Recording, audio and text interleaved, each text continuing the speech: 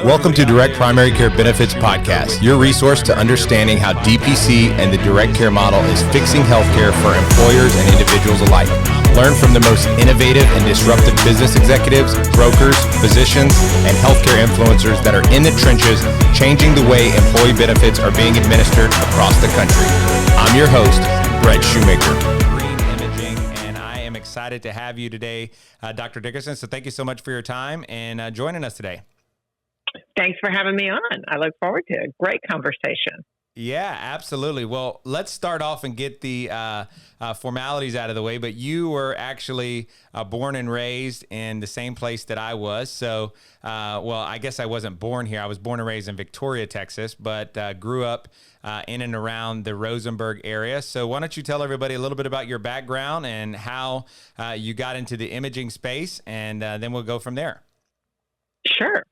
Well, I did spend most of my childhood in Rosenberg, ended up moving into Houston for high school, and then went to Baylor University. I trained at University of Texas at Houston Medical School and in a radiology residency there. Was chief resident at UT Houston for radiology, and then moved along to Diagnostic Clinic of Houston. Where I practiced for about 13 years. I was actually two-term president of the clinic and ran a self-funded healthcare plan there, which is really how part of the idea for green imaging came about. Started my own radiology group after that, and ultimately morphed that into green imaging, which is a national medical imaging network with a radiology group at its core. We consider it direct radiology care. Absolutely. And, you know, you guys always talk about being radiologist owned, and I have my interpretation of what that means and the value that provides. But why don't you talk a little bit about that and share with our listeners? Obviously, most of our listeners are going to be employers and brokers, and I want to really encourage them to understand why that's important. Well, as radiologists, we're making, most of our living off of practicing radiology. And so, they're not the deep pocket need for, private equity or some other funding source that's really going to tie us up from a bureaucratic standpoint and be more mouths to feed from a profitability standpoint, so that we're really better able to contain costs. We're much more nimble because we're not subject to debt and bureaucracy. And we also care. We are real doctors practicing medicine. We're able to actually do it in a way. We're not in a dark room anymore as radiologists. We're actually, because of technology, we're able to communicate with patients better, communicate with referring physicians better, with, the providers at a near site clinic or on-site clinic for some of our employers. And it's just better care. And it's really exciting to embrace the technologies that are coming along and do that on behalf of both patients and employers. Absolutely. Well, you just shared something a few minutes ago that I learned. And so why don't you talk about your experience a little bit about operating this self-funded plan when you were at, Radiology of Houston? Why don't you talk a little bit about... Diagnostic Clinic of Houston, which at that time was a very large multi-specialty group, 50-doctor group in the heart of the Texas Medical Center. And, I had been on the, the executive council at the clinic for several years, really coming to understand, business. I had a CEO and a CFO I worked closely with, really got kind of an MBA in healthcare business there. And one of the, really rapidly rising costs we were incurring was the cost of healthcare. And we were self-funded, meaning we rented a network from a, major insurance carrier. In that case, we were renting Blue Cross Blue Shield's network, but we were self-funding. We were paying the bills up to some catastrophic coverage we might have in place to protect ourselves. And so very early, I did my earliest direct contracting there, in that we would provide our own services and those of some strategic partners at zero out of pocket to our employees. if they wanted to go, down the street to Methodist Hospital, they were going to be subject to their copay and deductible. And so I really knew I started Green Imaging as a self-pay network for self-pay individuals, but I always had the vision that this could be a great preferred imaging network for self-funded healthcare plans, which it has become. Isn't that amazing how things have transitioned over time? Absolutely. Yeah, and the thing that I love about it is like you said a minute ago, it's just better care, right? And so when we dive into that, what year was that you were there? Just so our listeners could put some context here. Probably about 2005. A lot of that direct contracting was starting, or that was actually very early direct contracting. But that was really when we were, making some moves in that direction, which was, I've really seen the great momentum toward direct contracting and other healthcare solutions for self-funded employers really take hold more over the last 4 years. And what do you think? I mean, you obviously speak at symposiums here with HR Houston pretty much every year from my understanding. And what have you seen, or what in your mind is really the driving force behind over the last few years of this being a more popular model? And obviously we know it's more lean and more efficient and just better on so many levels. But what do you think is the big driver? I think there are two things. Number one is cost. I mean, I just had one of the big houses contact me today saying they had several clients asking for solutions like ours. Would I be willing to meet this week? So I think the economy is certainly pushing that, and the cost of care is going up so dramatically in the traditional market. Inflation is killing us, all providers. Anybody who is an employer is getting killed by inflation. And we want to take good care of our employees.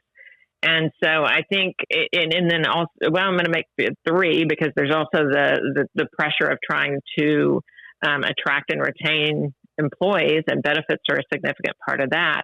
But I'm also going to give some credit to some of the organizations that are really educating benefits advisors about how to do this better and smarter and save people lots of money. And that would be the Free Market Medical Association, Health Rosetta, Nelson Griswold's Next Gen Benefits, Carl Schuessler's Fair Cost Health Plans, Mitigate Partners. Those are all organizations that are really working together to bring solutions to the table for advisors, and also really promoting advisor transparency, where, in the traditional setting, the more, the higher the cost of the plan that a broker sells, the more of a commission they're going to get.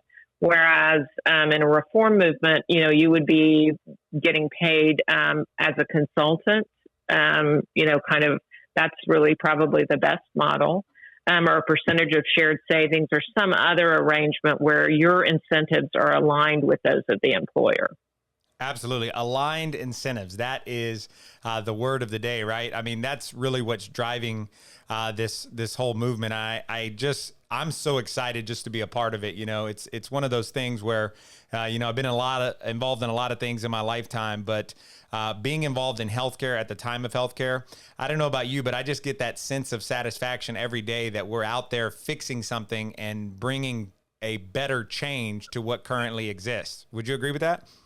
I would agree with that. That creative process is what keeps me going. It gets me excited about coming to work every day.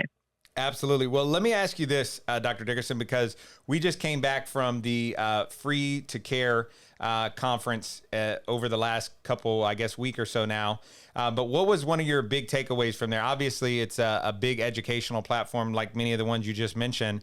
But what would you say was your biggest takeaway from the Free to Care event, just to switch gears for a sec? I thought it was very interesting seeing some medical specialists, both an ophthalmologist and a cardiologist, basically creating direct care models. I thought that was absolutely fascinating. Seeing, because I don't think imaging it was something that people have tried to commoditize imaging. Certainly One Call did it classically in the workman's comp space. We've got U.S. Imaging Network that kind of cherry picks what used to be the most expensive exams and only offers those. But we really didn't have anybody, creating it as a radiology direct care kind of model. So it's nice to see other people putting their heads to it and figuring out ways to practice where they can provide better care at affordable prices and with less bureaucracy. Yes, less bureaucracy is always good, right?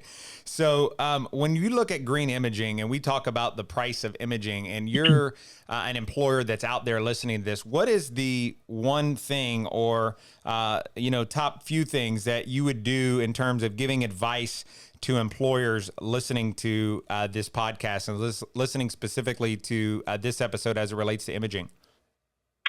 Well, I think you got to really be aware. You may think you know what an imaging exam costs, but it's not going to be accurate anymore in the claims data. What we're seeing is rapid escalation because of the private equity-backed radiology groups and the private equity-backed radiology chains that are buying up what used to be the independent imaging centers that used to be kind of the safe haven for affordable care.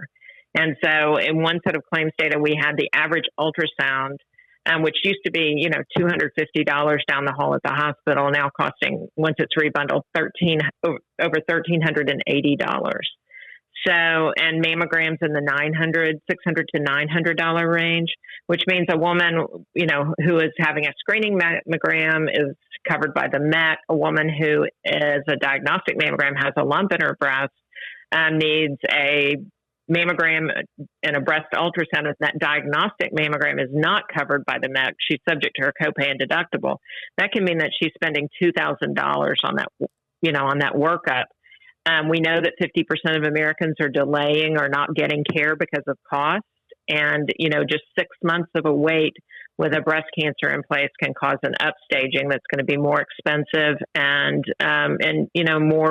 much greater risk to the patient down the line. So when employers, can begin to understand that, they can drop the cost of the cost of imaging so dramatically with direct contracting or with a program like ours, that they can not only offer it at zero out of pocket to their employees so that they're doing their fiduciary duty and their employees are getting care they need, they can also still save about 30%. So it's about 60% savings across the board as compared to the average self-funded healthcare plan. It is still going to be 30% once you offer it at zero out of pocket to the employees. Incredible savings. So what would you say to folks out there that are listening, right, that maybe they're a employer or maybe they're in HR with the company and they're thinking to themselves, well, I really want to get that imaging done at MD Anderson or Memorial Hermann because I just feel like it's better. Can we talk to why it's not necessarily better care or better results? And then also just speak to the fact that why this model is actually better for the consumer themselves. Well, kind of an interesting story is that most of my radiologists trained at MD Anderson. And we also read exams for an imaging center that's owned by one of my professors at MD Anderson, who is doing clinical trials. And so, MD Anderson insists on, and it's actually the way the protocols are set up for clinical trials. If there was an exam performed at Green Imaging, the radiologists at MD Anderson are going to reread it. We end up rereading the MD Anderson scans for the same reason. So we see the studies, we see the reports. Our radiologists have equivalent training. It's they're the same machines, and it's really ironic that all that extra cost and expense goes into that. But it does happen, and there are a lot of things. The other thing is you don't know who's going to be. With some imaging exams, you don't know who's going to be performing it. It could actually be a secondary provider that the MD Anderson, it's their undiagnosed breast clinic. It's actually a nurse practitioner who does the breast ultrasounds and interprets them without a radiologist, overreading it. So you don't really, and, radiologists, I'll tell you, I went to 4 years of medical school, a year of clinical medicine, and 4 years of imaging, of radiology training. That's 9 years right there. Some people who are doing 2-year fellowships or 11 years out as radiologists of training. Nurse practitioners, not even close. So, there's so many secondary providers out there in the market. It's a little more limited in our field, but certainly with things like ultrasound and some other exams, it's happening. They're actually interpreting the studies. Awesome. Well, I can tell that you guys are going above and beyond and really doing your due diligence to analyze that data that you're getting back from the imaging and really provide a great value for all of your clients that are out in the marketplace. And so just for entertainment purposes and just to give everybody a clear depiction as to what these cost variants are, why don't you mentioned a couple earlier when you were talking about the ultrasounds and MRIs, why don't you just talk a little bit about what pricing is roughly, and I know you don't have a price sheet and everything might vary a little bit, but talk about the pricing as to what insurance bills for these different labs, excuse me. Talk about a little bit about what these insurance companies charge for imaging in comparison to what they can actually get through green imaging. Yeah. So, with the contracted rates through the traditional networks, we see at the Houston hospitals, MRIs range from about, and this is pre-pandemic, the scan itself ranges from about $1,300 to $3,000. That's the general hospitals. Texas Children's, it's going to be higher, and MD Anderson, it's going to be higher as well. The specialty hospitals are higher. The other thing about imaging is that you've got to remember, and everybody needs to remember this, that the professional fees are 70% of the time billed separately, which means that you're going to get a second, what we call a surprise bill from the radiology group for the interpretation of that exam. Those used to be fairly low cost. They used to be about 22% of the cost of an exam. Now we're seeing in professional fees with the private equity radiology supergroups, we're seeing the professional fees sometimes higher than the facility fee. So it's not of no consequence. And people need to be aware of that when they're going in and pricing exams, because even when, when we have a covered life and we don't have a contracted center, we go negotiate with hospitals and get pricing, for that member of the health plan. And so we shop for care all day. And I can tell you that about 70% of the time, the hospitals are saying they can't quote the professional fees. And so, and frequently, especially with the cardiac imaging, they can't even tell you who's going to read the exam for you to go even try to track down the professional fees. Yeah, and correct me if I'm wrong, but 9 times out of 10, most people that are getting imaging done and they're getting it billed through their insurance, they're paying co-insurance typically on that. And from what I've seen on just some of the labs on the lab side is you might see a co-insurance that is actually more than what it actually costs in the first place. And that's supposedly only 20% of that. So is that correct that the imaging is typically also subject to the co-insurance as well? That is true. But more importantly, is the fact that 90% of people in this country don't meet their deductible. And so really, in this world of average, if you're with an Affordable Care Act plan, average deductibles in the $4,000 range, really we're all self-pay individuals up to that deductible.